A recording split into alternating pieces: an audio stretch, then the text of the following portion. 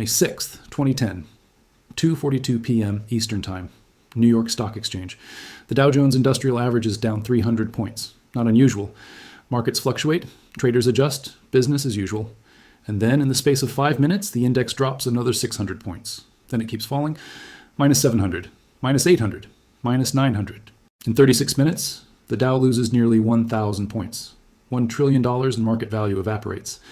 But this is not a crash in the traditional sense, because crashes have reasons. A bank fails, a war starts, an economic report triggers panic. This has no reason, no news, no event, just pure, incomprehensible chaos.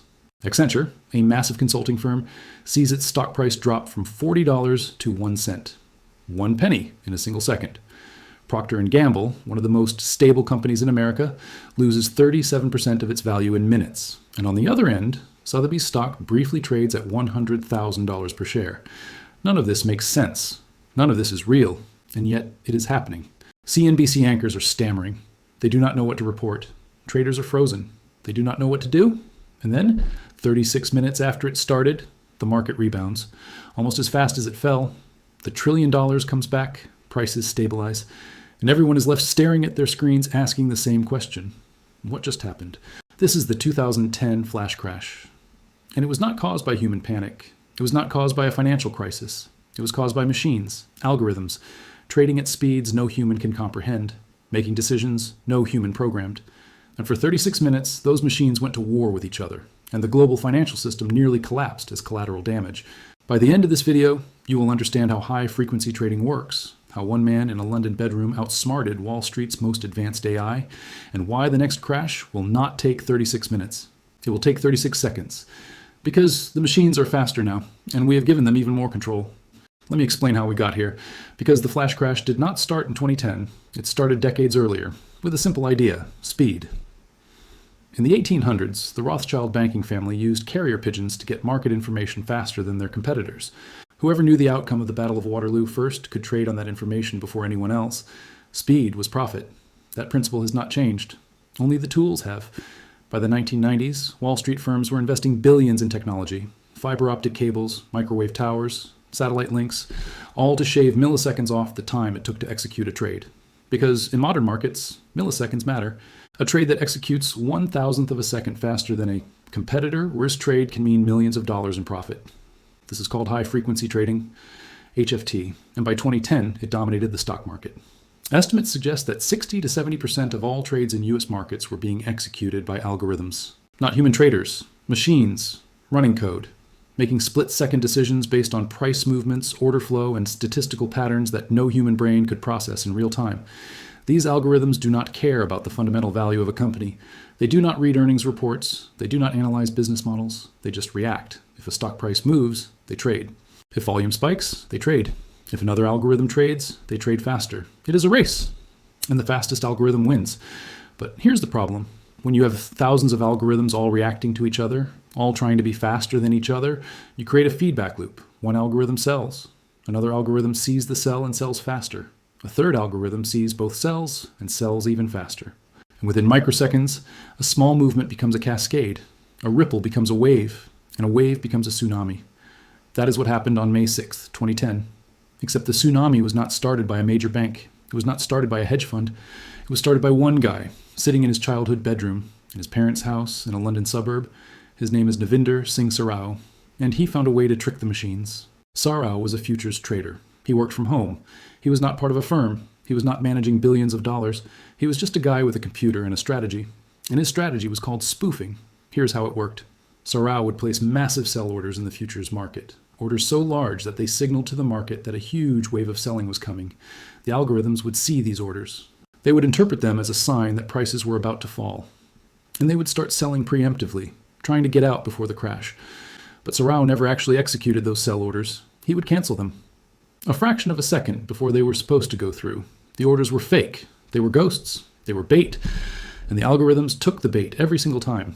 By spoofing the market, Sarao could manipulate prices. He could push prices down by flooding the order book with fake sell orders. And then, when the algorithms panicked and sold, he would buy at the lower price. And when the price recovered, he would sell at a profit. It was brilliant. It was illegal. And it worked. On May 6th, 2010, Sarao was running his spoofing strategy as usual. He placed massive sell orders in S&P 500 futures. The algorithms saw the orders. They started selling, and this time the selling did not stop. Because the algorithms were not just reacting to Sarao.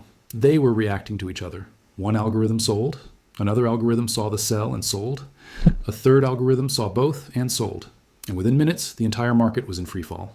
Not because of bad news, not because of a financial crisis, but because the machines saw each other selling and decided that everyone must know something they did not, so they all sold. At once, as fast as they could. This is called a cascade failure, and it is a fundamental flaw in algorithm-driven markets. The machines are designed to react, but they are not designed to think. They do not ask why, they just execute. And when they all execute the same strategy at the same time, the system breaks. At 2:45 p.m., the New York Stock Exchange implemented something called a circuit breaker, a mechanism designed to pause trading when prices move too fast. The market froze for a few seconds, and when it reopened, the selling pressure had eased, the algorithms recalibrated, and the market began to recover, but the damage was done.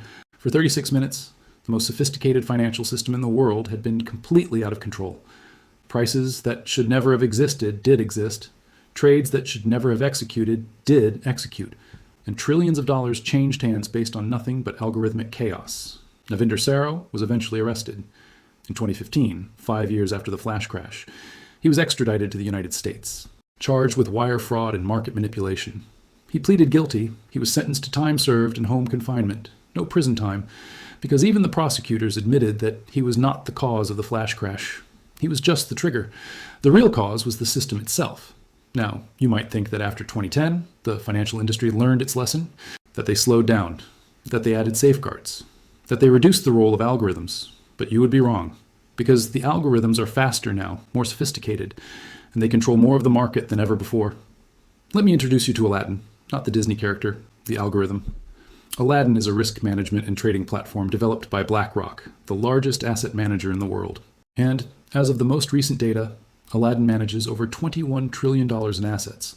That is not a typo. 21 trillion. Roughly 10% of all global financial assets are managed, monitored, or influenced by this single system.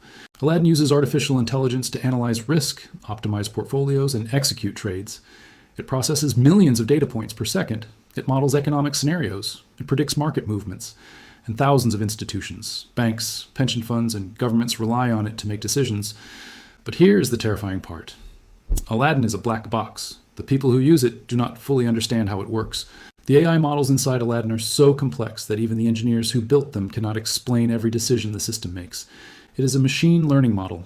It learns, it adapts, and it operates at a level of complexity that is beyond human comprehension.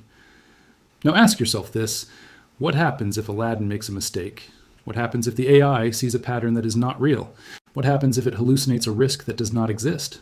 Because AI models do hallucinate. They see correlations that are not there. They make predictions based on noise instead of signal. And when an AI that controls $21 trillion hallucinates, the consequences are not theoretical. They are catastrophic. If Aladdin tells its users to sell, they will all sell.